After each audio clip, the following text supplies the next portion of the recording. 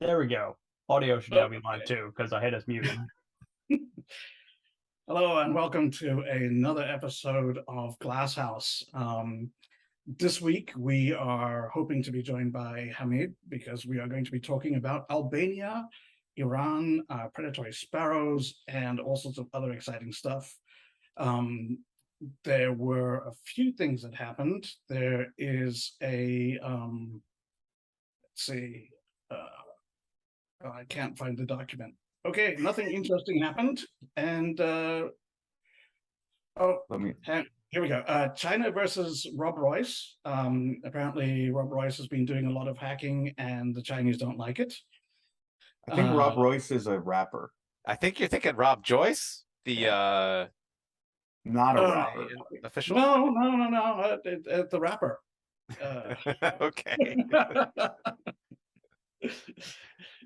Yeah, DJ Five Guys laying down those NSA. DJ NSA has been like banging it down on with his MIDI lights and his exploits. Sorry, Rob Joyce. Anyway, they don't like him, but they can't really explain why or what exactly he did or.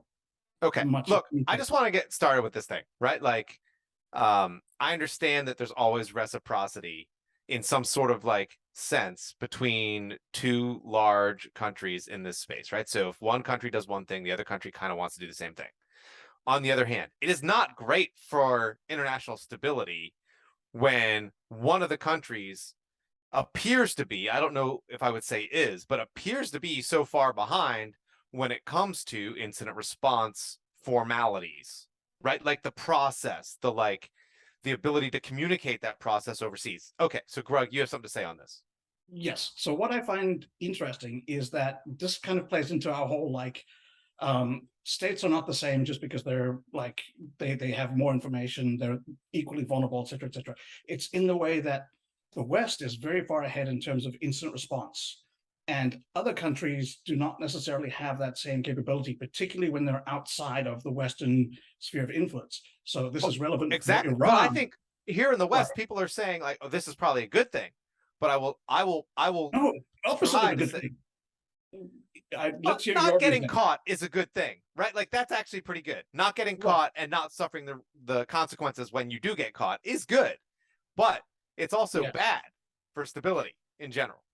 Well, here's the thing: is it's good to not get caught, but if they are unable to catch you, right, because they are incompetent, the reason that this is particularly bad is because they feel that they do not have control or knowledge or understanding of what's going on. That makes them very, very nervous about everything, and because they don't actually have an accurate picture anymore, then they're going to start believing fucking anything that is theoretically possible. I don't think that's what's happening with the Chinese right now at all.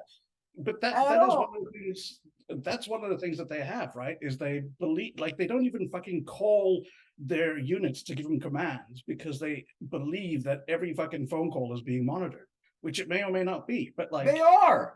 I mean, what we're seeing is that the U.S., which we've known, has had China like fucked 7 different ways for at least 10 years, much more than that, but at least 10 years. What makes this so bizarre is not that the US has hacked the Chinese, but rather that the Chinese were late to figure it out.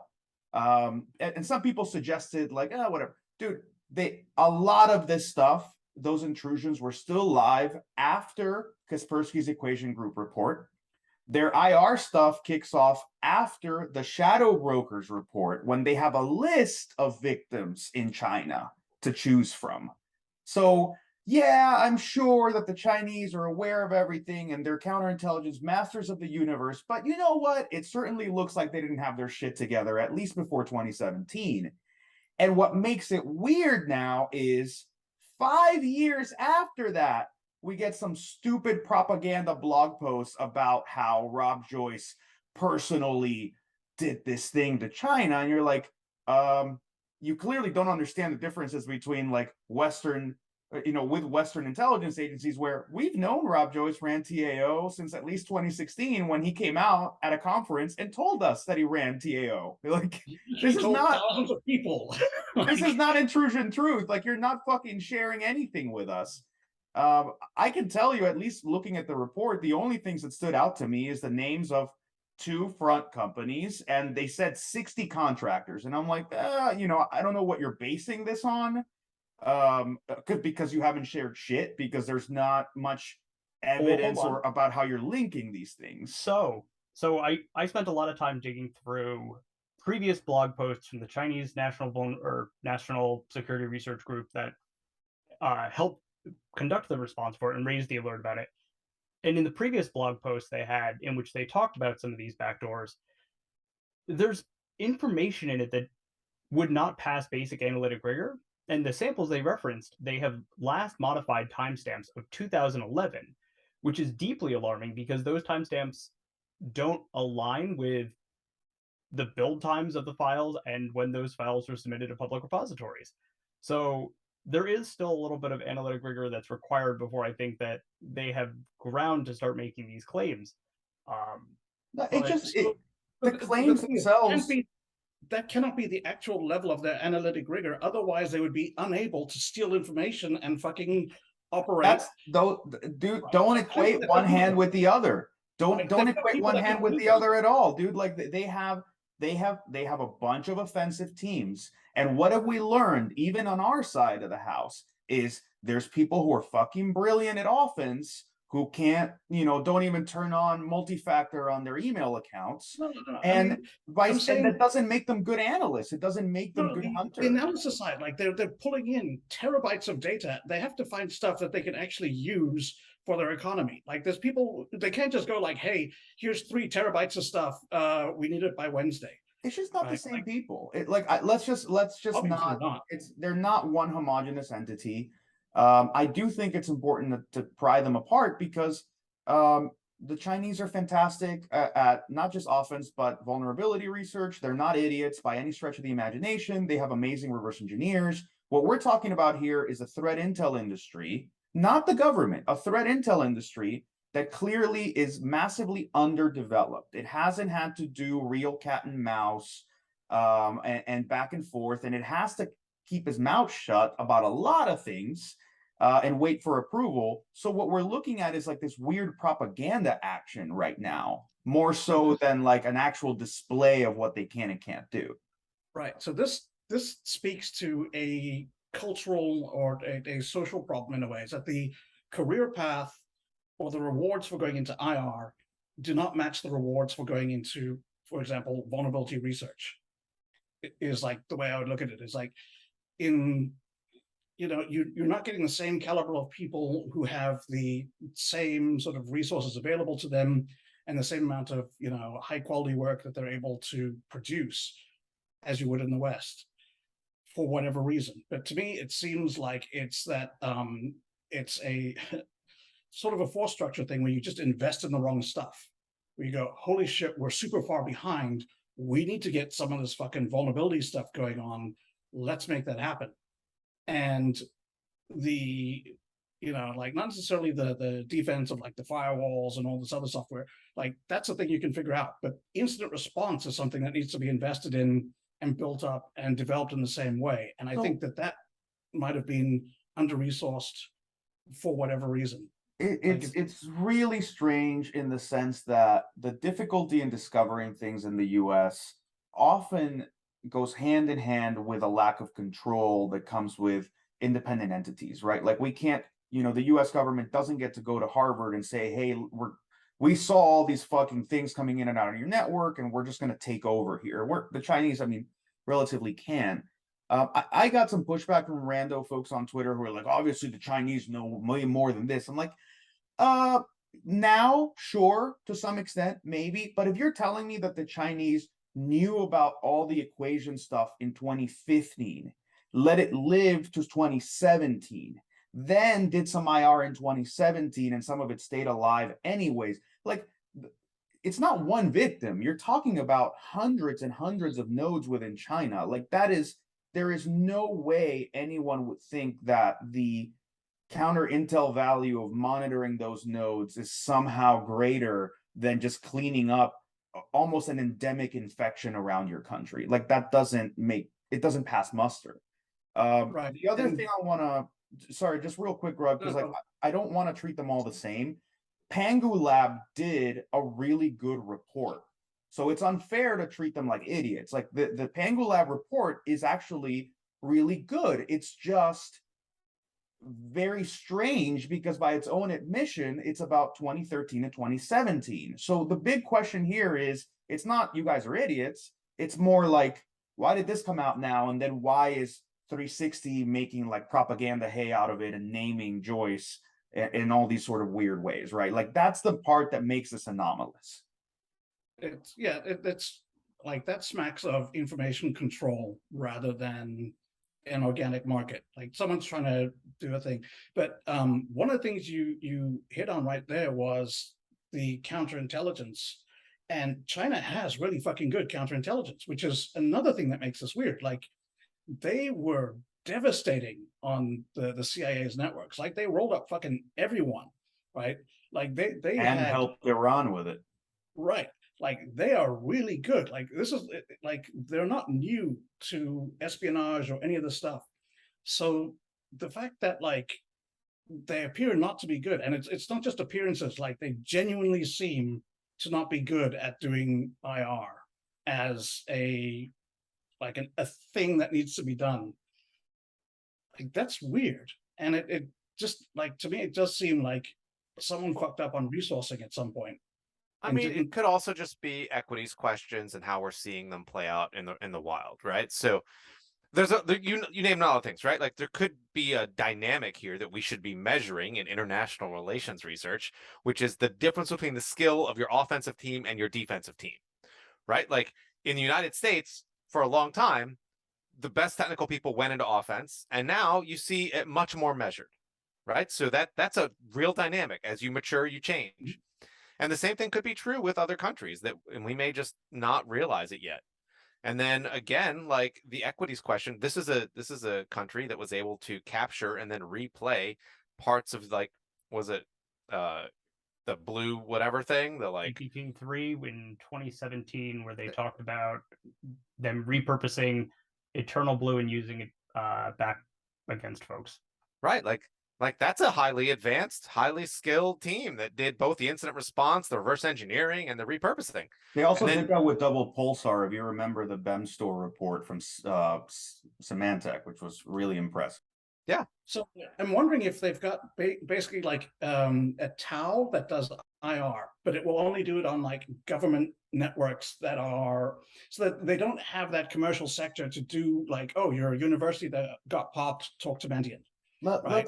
It's like we need to split them. Obviously have people, they just don't have a split them so much more, Grug, like so much more. Apart from being like a billion people country, it's like between PLA, MSS, and then the randos, right? Like the other parts of the government who have a hand in whatever, and then the private sector. Like I think we have as it is, we have a bad tendency to talk about the Chinese as one monolithic entity, but more so like this happens also in threat intel all the time, where we talk about these shitty Chinese APTs. Like, slow down, bro. Like there's a lot of shitty Chinese APTs. Then there's some very good Chinese APTs. And I think if anything, we almost systematically undervalue what the Chinese have to offer because of the volume. And if anything, it works in their favor, right? You're like, well, here's 40 shitty Chinese APTs. You're like, yeah, but you're not paying attention to the 4 or 5 that are just dancing around your networks, right? There's definitely a lot of difference there.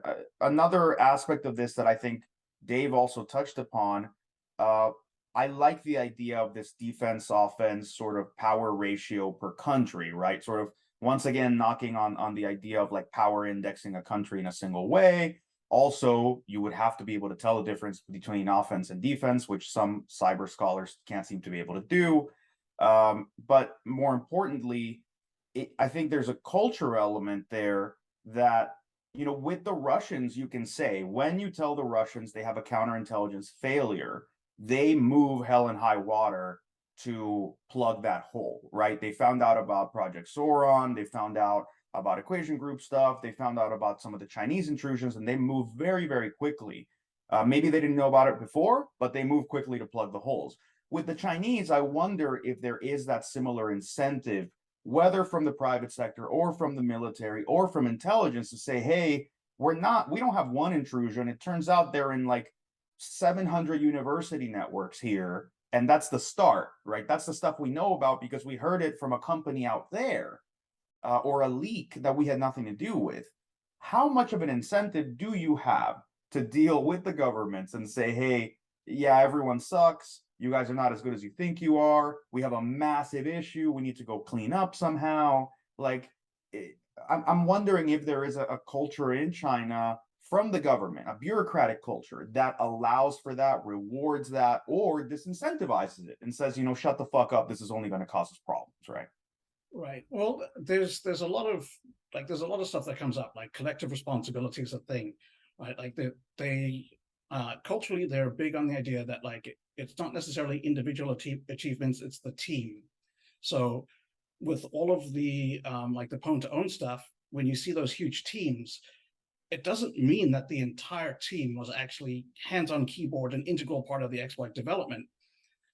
A bunch of people there will be valuable members of the team that weren't necessarily directly involved, but they're still part of the team, and therefore, they get their recognition. And I'm wondering if there's a similar thing that comes back and like, well, collectively this is bad. We don't want to say like, well, it's because fucking Jags didn't secure his shit that we got popped, right? Like, just fire him and we'll be fine. We wouldn't want to all accept like we got popped because Jags is a member of our team and whatever. I don't know, like wild theory. I don't want to like overemphasize cultural differences. I mean, the motto of the fort when I worked there was one team, one mission, right? Like that's just the way it is. And if you don't work as a team, then you're gonna fail anyway, right? So it's not just culture in the sense of like shitting on it as like the great inscrutable Chinese culture. I mean more in the sense of like, look, working threat intel for the past 10 years, there was a time when the financial sector would tell you to pound sand whenever you told them that they had an intrusion. They didn't give a damn. They didn't see why it was important. They figured that it was just carding and that they could just take the fraud, factor it into the fees, and be done with it. And like 2015, when Carbon Act becomes a thing, at the time, there were US banking publications that said that it was a lie, that it was hype, that it wasn't happening, that it was impossible, that some APT was in banks stealing actual massive amounts of money. 2 years later, everyone has agreed that Swift hacks happened, that giant banking transactions are taking place on the basis of cyber attacks, and all of a sudden it's like a non-question that a bank is going to respond to an intrusion. But that's something that kind of develops with like you got your teeth kicked in multiple times, you had public problems, and then you have a market shift that says, hey, if you don't fucking fix this, you're going to have big issues. I'm wondering to what extent China, in its super stifled, super controlled, homogenous, non-interacting with other countries defense space, if they have had to go through that evolution, create the channels to cooperate, establish the procedures to ask somebody to get their shit together, like have the experience to talk to their own government and know that they're not going to get put in front of a firing squad. Like there's a lot of different aspects that I don't know if they've developed. Right. And I think those are actually the interesting aspects. It's the procedures and the ways that it works that it's the learning by doing of like, oh, we need to have the right phone numbers to call. That seems to be the sort of thing that you need to learn more organically, because if it's just dictated from top down, it's like, okay, here's how we're going to deal with it. You don't really know that you have the right system until you test it. And then you find out like, oh, it doesn't work properly. So we need to actually add these things. If they're not doing that, if it's not prioritized, then, they're never going to figure out exactly how it fails and how to get better and to do it better. Because, and that's not to say that the teams here are good at this. Analytical structures are very difficult. And I think we saw that again with the Microsoft report that came out this week, that honestly, one of the things that's difficult about analytical studies of this nature is that there's so much to read. and it is really confusing. And I was actually reading Max Smeet's book this morning, and he's like, you know, I try to just use like one name out of the 10 names I have for every vulnerability, you know, group, because this is, no one can possibly keep track of this stuff in their head, except for like Silas, Jags, and JD, right? Like these are the three people who, if I was like, hey man, oil rig, is that the same as APT 34? Y'all would be like, no. Why are you even asking this dumb It's question? Dev 0166. What are you talking about? Right. Or Right. whatever. I mean, that's the thing. No, it's Ethereum or whatever. You know, I don't know. Whatever.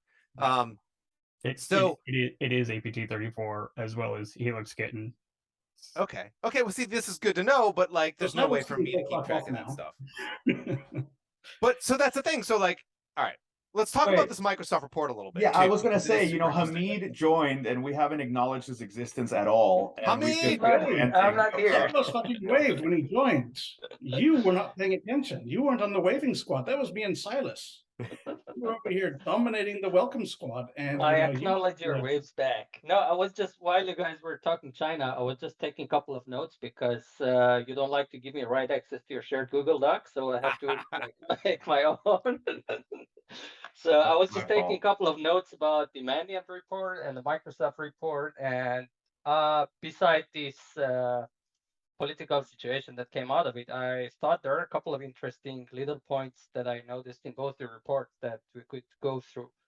I think the most interesting part that caught my attention was, well, both of them are attributing directly to Iran. It's not common that someone like Microsoft would come out and say, this is MIS, not even saying Iran, specifically saying MIS. I think that's interesting.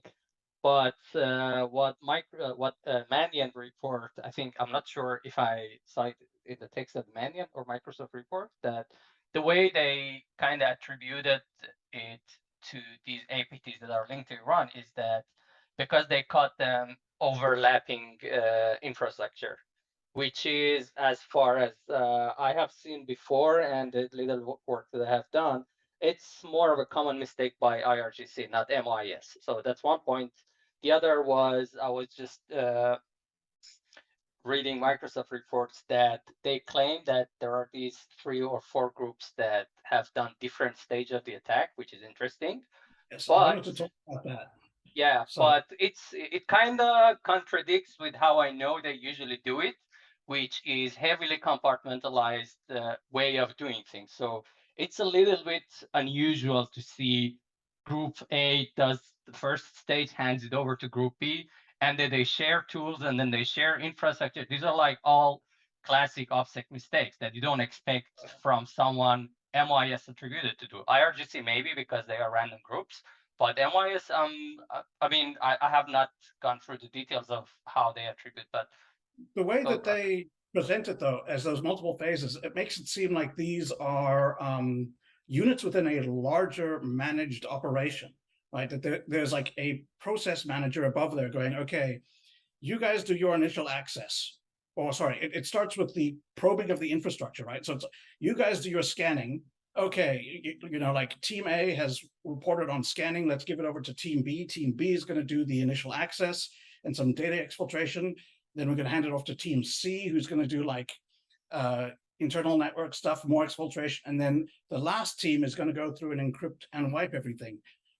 And that implies that these are not necessarily independent threat actors, that they're just being like the process is being managed by someone else, which is a weird thing. That exactly, like this is not how they have previously operated. So I was just taking note that have we seen this kind of attribution before, that like we have multi threat actor groups working on the same thing and handing over stuff, or it's been more like shared targeting? I would point that I would just point out on a methodology perspective that this is also something that we're seeing a lot more with Mandiant and Microsoft, where they're having to show their hand a little faster, and they're showing some of the sausage making more than they would have in the past, in the sense of like, you know, with an UNC or a dev, you're saying like, look, we see some grouping that's doing this and some grouping that's doing that, and we know they're all kind of related, but we're not sure how they're related. Maybe if you gave them another, month, they might come back and say, yeah, no, they are in fact 4 different groups and they're just being coordinated by a quartermaster, or actually it's 4 different offices within the same building. And, we just kind of didn't know to put them all under Europium or whatever. So like, I won't speak for Microsoft or Mandiant. I don't know that they would take this all the way to the bank and say, no, there's 6 distinct entities, but maybe more like, you have 4 or 5 operator groups. We're not sure how they, come together. If one of them was just like an initial access broker that works for everybody, and then 3 of them work for, Europium. I think that some of that we shouldn't like go too far in interpreting as far as like the structure. I will say what I found most interesting about the Albanian incident is something that I think we kind of glossed right past, which is, this idea of a proxy attack in this Israeli-Iranian cyber war, right? We've talked about the predatory Sparrow, Meteor Express side of the house many times, and we had Hamid last time, and I think we had a really great discussion about sort of the implications of this power flexing that's happening on Iran. It's fascinating to see Iran kind of lash out and just smack somebody on the other side of the planet in retaliation. And I'm wondering to what extent, and maybe Hamid, you'd know better, but going back to this issue of culture, I'm wondering to what extent this is like a calculated proxy move of like, Hezbollah bombing a Jewish center in Argentina, or a kind of idiotic misattribution move of, oh yeah, this must have been the MEK are in Albania, fuck Albania, right? Like it's a very strange thought process, but I'm wondering how much we can read purposeful, calculated intent versus just like idiotic misfiring. Right. Something must be done. This is something we must do this. That sort of like, yeah, please. So like there are a couple of aspects of it that are firsts in the sense of mixing like cyber policy decision making and also like measuring how big of a response kinetic or cyber to some attacks that are happening. I mentioned like briefly on Twitter that I think it's the first time that a country cuts ties, like political ties with another country over cyber attacks. Not even Estonia or Ukraine did that, like in the heat of their conflicts. But here we are seeing that suddenly over something that we don't know how bad or how serious the thing was. Of course, they may claim that it's been really serious because they want their political response to sound legitimate and proportionate. So we don't know actually how far and how successful they have been. We assume they were like pretty close and pretty good. But cutting political ties like this from a smaller company, which happens to be part of the NATO, doesn't seem to be like an independent, internally made decision by Albania to. So Albania happens to be on the UN Security Council right now as well.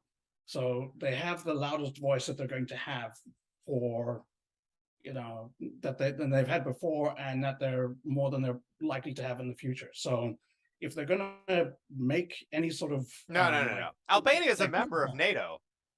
Yeah, but like they can go Article 4 and have as loud a voice as they want. When you hit the government sites, that's a violation of sovereignty as far as they're concerned, and they may be very well justified to say that this is a violation of sovereignty that NATO needs to respond to. Yeah, but if NATO agrees to that is different. But the thing is, like, I actually came out when I wrote about this with the same thing that Hamid was saying. Like, you get all of these people saying, like, we reserve the right to respond kinetically to cyber attacks. Like, there will be a time when you've crossed the line and we will, use all the powers of the state in retaliation. Yeah. But no one's crossed the line except for now. This is it. Someone has finally established this is the line. You go beyond this, the state is going to start responding in a way outside of cyber. Well, I don't know. That's it. Yeah. Just I'm not an expert in this area or any area, but I want to say Article 5, not 4. they're related, but I will say that like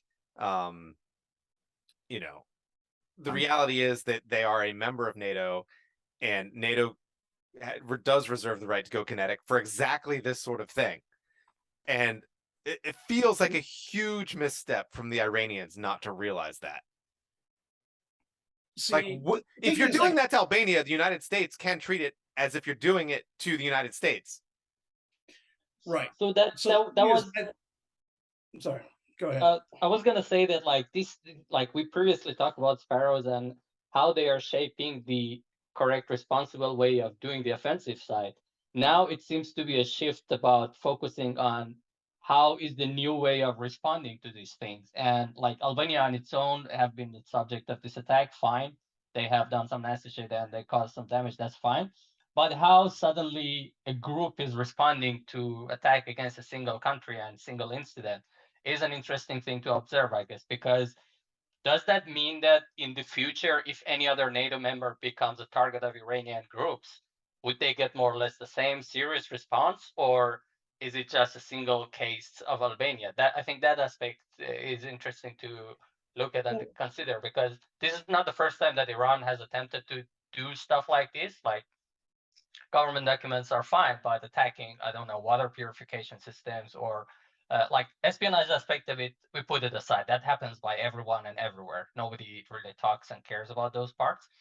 But the parts that kind of crosses this line, being causing like casualties or having effect on like daily lives of people or attacking infrastructure of the countries, that seems to be the line that nobody wants to cross. Government networks have been so far more on the espionage side, not on the critical infrastructure side, right? Right.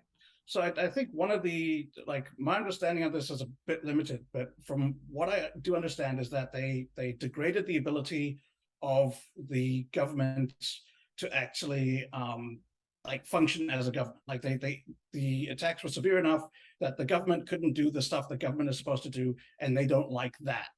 Like that's the thing that sort of it wasn't like, oh, the agricultural ministry is going to have to go to paper for 3 days before we can get back. It was more significant than that and had like an actual impact on their ability to run and govern, and therefore that sort of raised it above and beyond.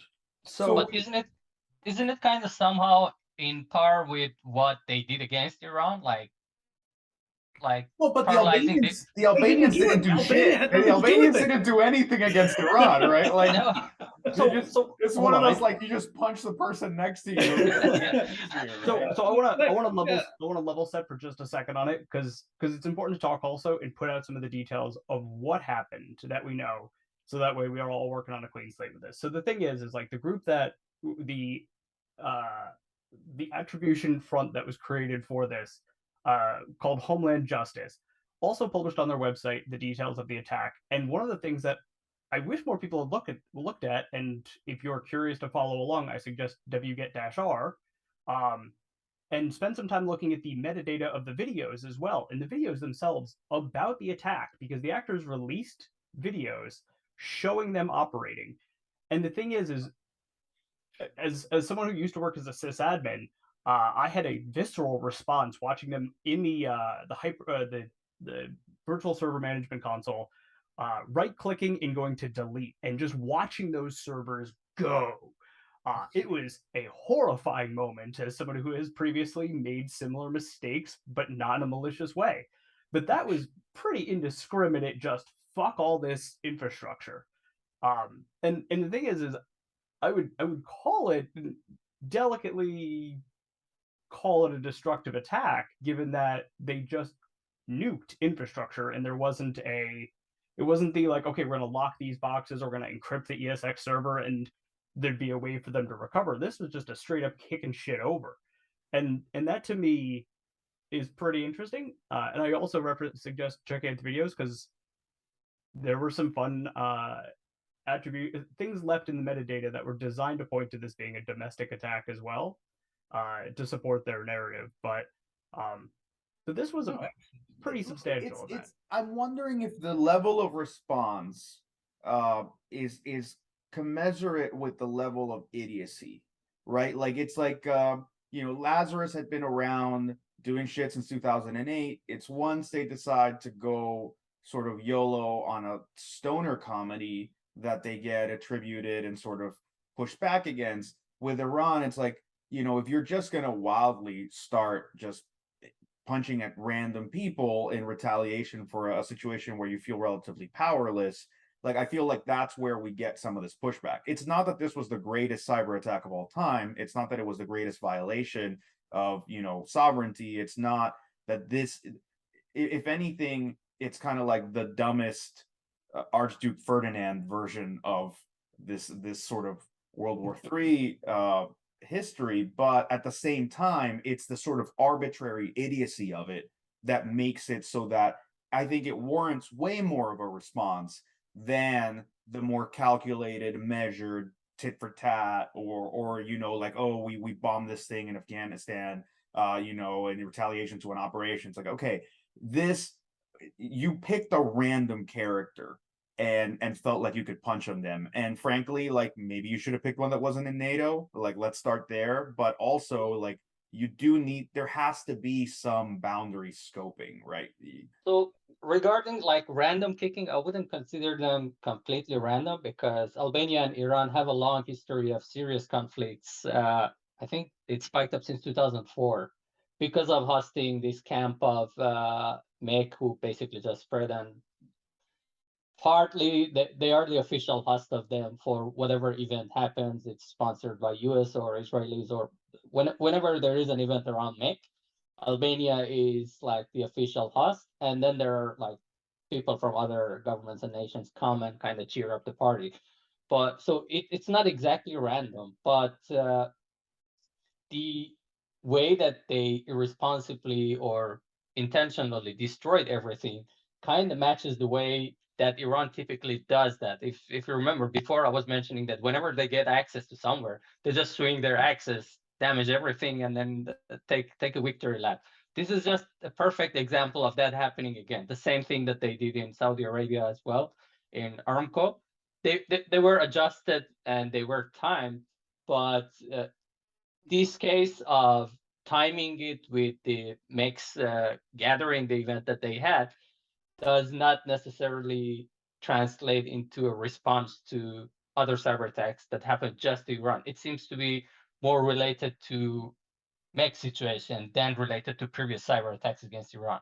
So the question I have for you is, you've seen the logos where they include the predatory sparrow logo inside a Star of David.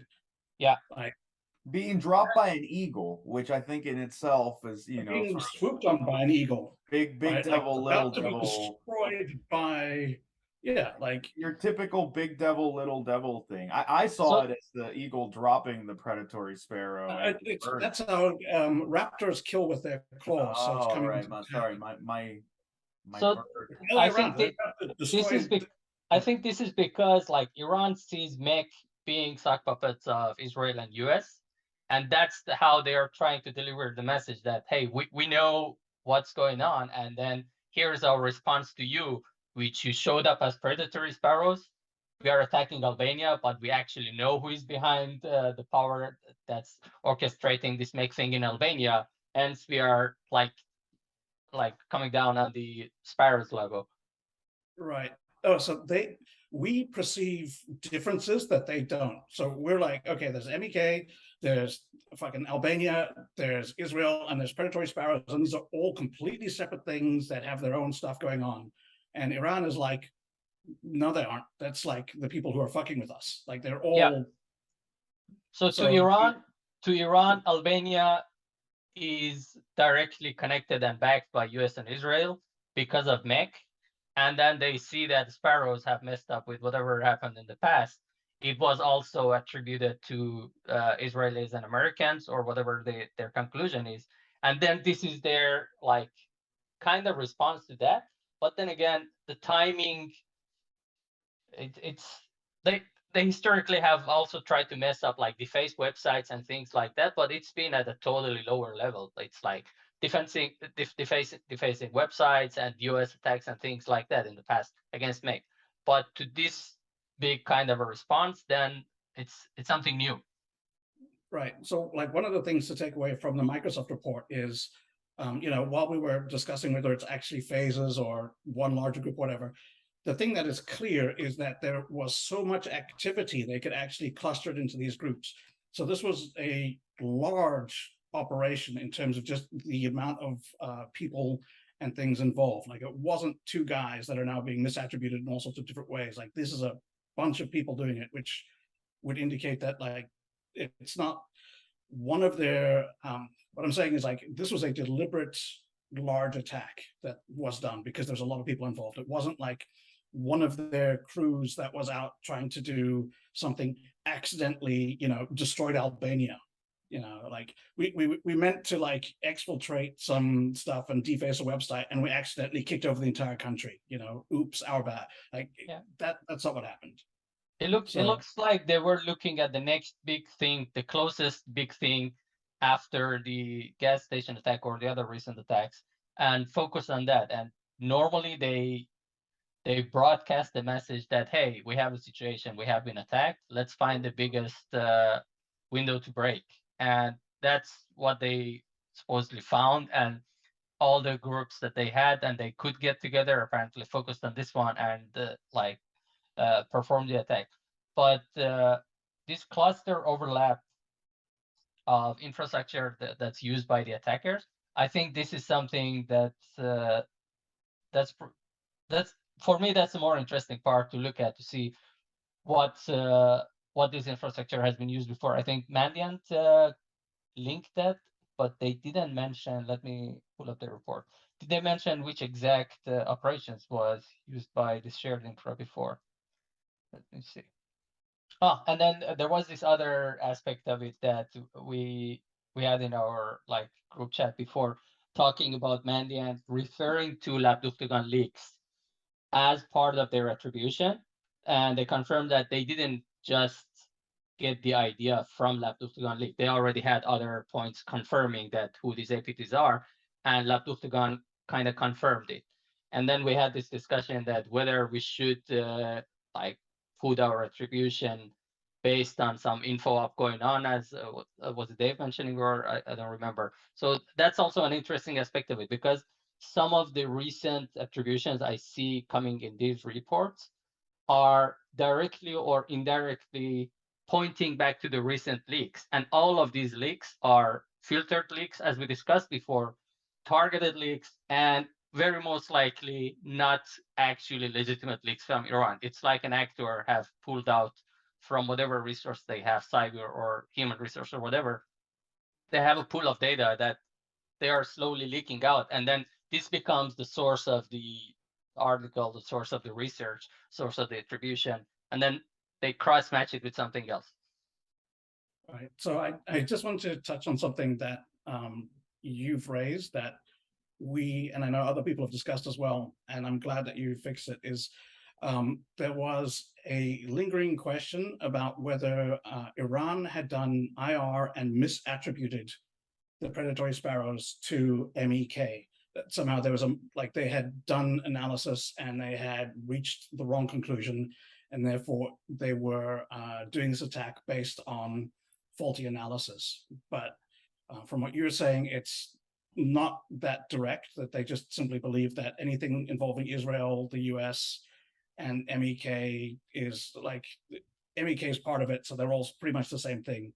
Yeah, I mean, Iran also, I'm pretty sure no sane person in Iran or MIS or IRGC also considers MEK as even a small player in the cyber or in terms of capabilities. They just know that they are just a sock puppet for whoever pays them the most to talk against Iran and orchestrate events against Iran, figuratively or physically, like against these courts that was happening in Sweden. It was an army of people paid by MEK just marching in front of the court and having these street gatherings and things like that. Kind of like a dumb thing, but Iran does the same domestically as well. So no, it's pretty much not a case of misattribution that led to this thing against MEK, I would say. So thank you for clearing that up. That's Well, it's to good say know. it's not a case of misattribution when you think that everything is the tentacles of one giant Western entity, right? Like if Albania, the MEK, Israel, and the United States, and Labduktagan, and everything that has ever looked at Iran sideways is one giant octopus, then it's okay to like cut any of the tentacles. But like I the reason I brought up like the the EMEA bombing in Argentina is like it's been a long history of aspects of Iran deciding to strike back at Israel in totally, I will say, seemingly random ways, where it's like creating these equivalences of like, oh well, Israel's fucking with us in the Middle East, why don't we just bomb something in Latin America that's vaguely related to the Israelis, and we're all still in business, and it's Right. I mean, the it's thing established MO. But one of the things to recognize from that is like that is the behavior of a weak opponent, right? If you are unable to respond in kind to someone that hits you, and you do it by like punching their little sister instead, because it's still part of the family, like. But that's exactly what we're seeing, right? Like, Exactly. I mean, so it shows that it makes it's like not only they're weak, but they feel weak. Like they don't think that they could respond by doing a predatory sparrows attack to Israel.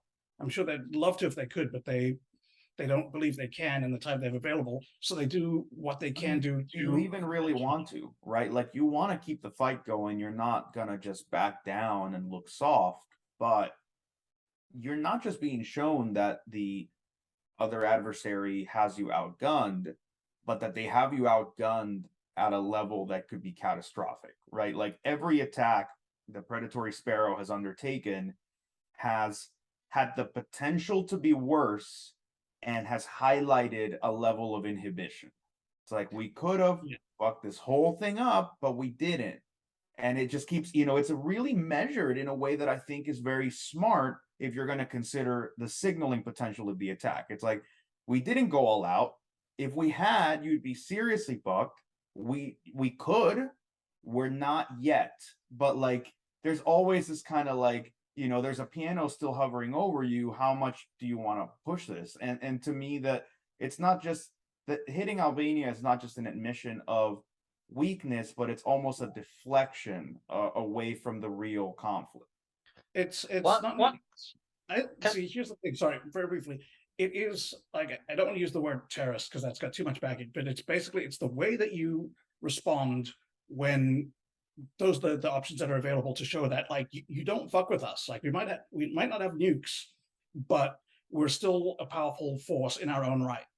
So that's sort of the like the framing I would put on it is it's that they're weak, they can't go against other people, but they can still fucking go against something. Like they can still like they're showing that they still have capability. Sorry, I mean No worries. So I was just thinking, like Jack was mentioning that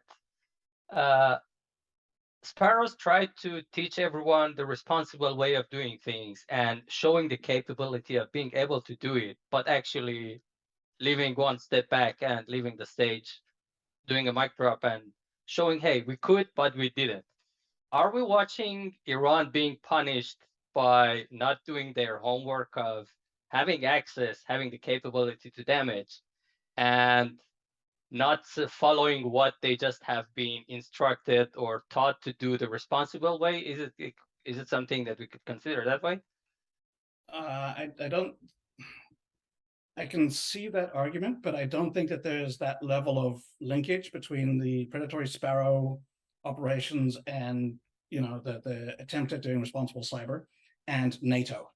Like I don't think that NATO has the same view of responsible cyber and is going to be doing the, we like if anyone doesn't do what predatory sparrows is doing, we're going to punish them.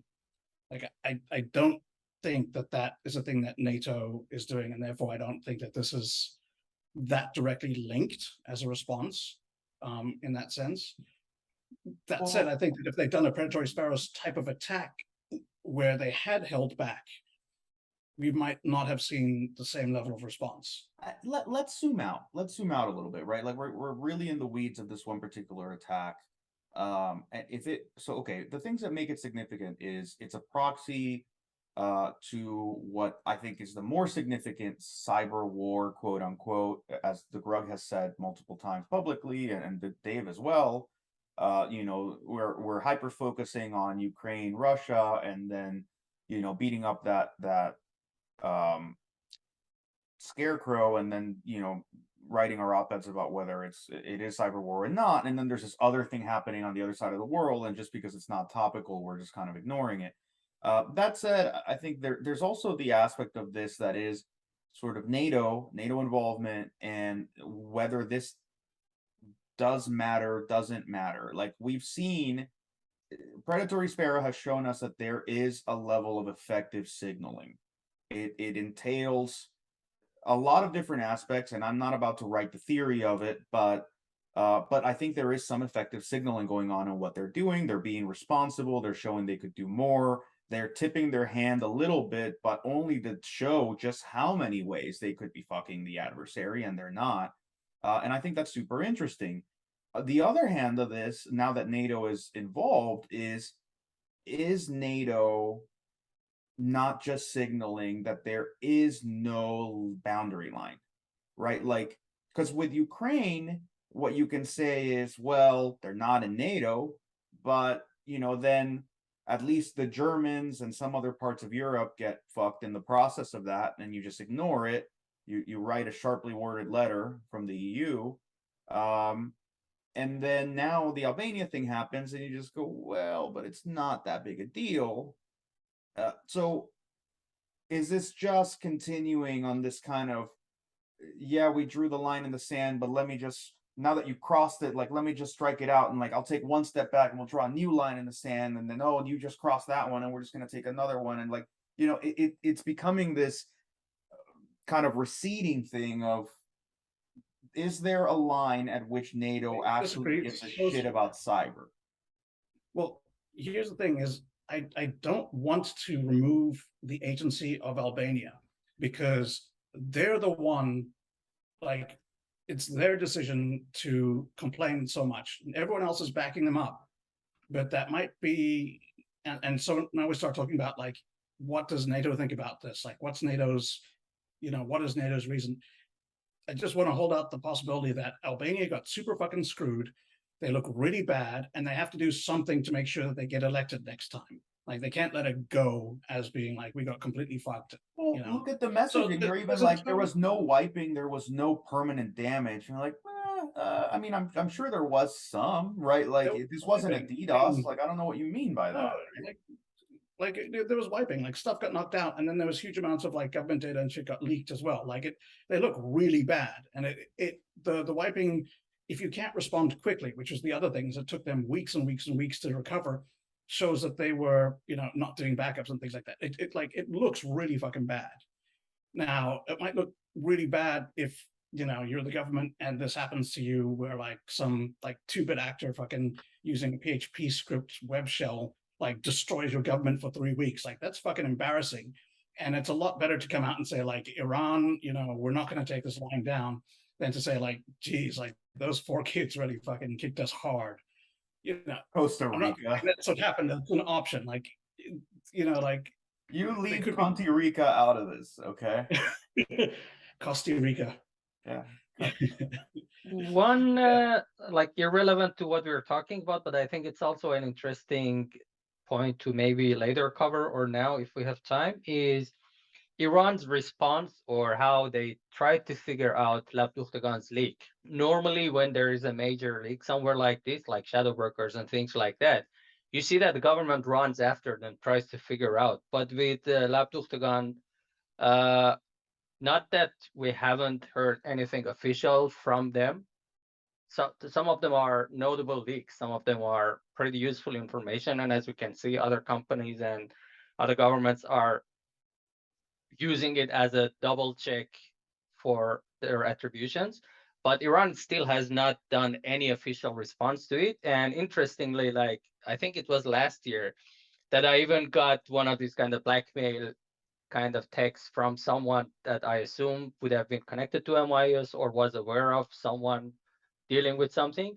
And it was funny that they were kind of attributing me to Labduchtigan, and they were saying, okay, you're the one who are always talking about them and pointing out things about them. Our conclusion is that you are tied with them and you're connected with them. Here are what we are like filing in the court against you. What is your official response to that? You have kind of time to tell us so we get your part of the argument right as well, which was funny back then to me. It shows that how far off and how If confused. they're down to he who smelt it built it to figure out where the leaks are coming from.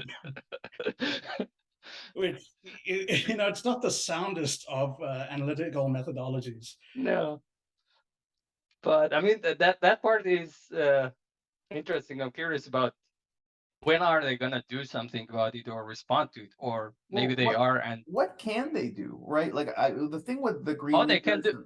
Labduchtigan is They have done similar. Before this, there was this black box Telegram group. They literally shot the guy dead in Turkey, in Istanbul. That's how far they go. So if they figure out where exactly this is coming from and if it's actually causing some damage, they go pretty violent and pretty aggressive against it. Which, if they can figure out who it is, right? I think and if it's like some guy in Turkey as opposed to like some unit of a military organization, which is more likely. Yeah, so that one was more of a case of an insider leaking information and someone flee to Turkey with this guy, Masoud Molavi. He was a fraud, but I think practically he got played by intelligence services that they made him a big deal because he was willingly like telling a lot of stuff he was not supposed to, what he was exposed to in the past. And at the end, it got him killed, as simple as that. But in this case, I would say some of the stuff that are being leaked are more notable. His previous leaks were half corruption, half political, a little bit of cyber mixed with it as well. Versus Labduchtigan seems to be focused on front-end companies that are doing cyber operations for IRGC and MIS.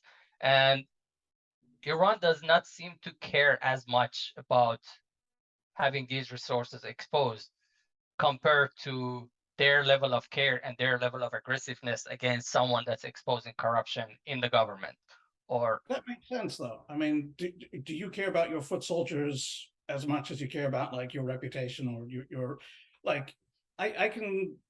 That is a plausible hypothesis, and I'm cutting you off because we are literally out of time, and we're going to have to close out. I wanted to briefly mention Kim Zetter brought up that while yes, one option is agency on the part of Albania, the other option is that this is a strategic response instigated by the US, the MEK, and the basically it could be Albania being freaked out and doing something. It could be the US saying, you know what, now is time to like get tough on Iran again. What do we have available on the hopper that we can use against them? Great, let's use the Albania thing. That's an option she's raising. Yeah, so like the negotiations, I was going to mention that, but I couldn't think of any case. I'm just going to wrap up quickly that right now there is this tense moment of Iran and US finally having a deal regarding their situation. This or cyber attacks and cyber operations, to my knowledge, have not been discussed or ever mentioned by either side that, hey, we're making this deal. As part of it, let's also tone down a notch our cyber attacks against each other. I haven't heard anything about that. So I don't think the MEC case would be influencing that negotiation right now, but I could be missing something. Right. Well, there's also the APT1 report that was very strategic in when it was released and stuff, but we're out of time, and I would love to talk geopolitical strategy from like the last hegemon, but instead we're going to have to say thank you to everyone for celebrating Glasshouse Day with us. We wish you a happy Glasshouse Day and many happy returns. A shout out to our sponsor, Kim Zetter's newsletter, my newsletter, Rogue's newsletter as well. Hamid, you got anything? No, all good now. Hopefully we continue later. Hamid's Twitter account, which needs more followers because he's awesome. And just to clarify, that's not what Kim said. Just for the people who don't get to read the chat and only watch the YouTube recording. That That was is not not a- what Kim Setter said. So don't put that, don't put words in her mouth. She's just sponsoring the podcast. All right. Right. No, yeah, we don't want to lose our only sponsor. Right. So yeah, that was not her direct statement. That was interpreted by me. All mistakes are my own, and I do not represent Kim Zetter's opinions. There you go. Okay. So yeah, remember to like and subscribe, and algorithm us, and ring the bell, and we're gonna have a merch store, so you can We get your really glass. should have a merch store where we just like I'm working on it. So let's sell copies of papers by like Valeriano and others that are just have red stripes Just to cover from like it. Dave and everyone else in different colors. Yeah, What you the fuck? can buy our highlighted "what the fuck" versions of other people's papers. Just Hopefully- signed and autographed. Next week we're also going to try and have be moving off the current. I mean, it's kind of obvious we're using Zoom, but next week hopefully we're going to be moving off to something a little more stable. Get the And podcast going. We're gonna simulcast to, We're gonna have our Joe Rogan, following on Spotify. It's gonna be great. Yeah. Okay. Fuck it. We'll call it. We'll call it. Thanks, Thank you. guys. Thanks, everybody. Thank you, guys. Yep.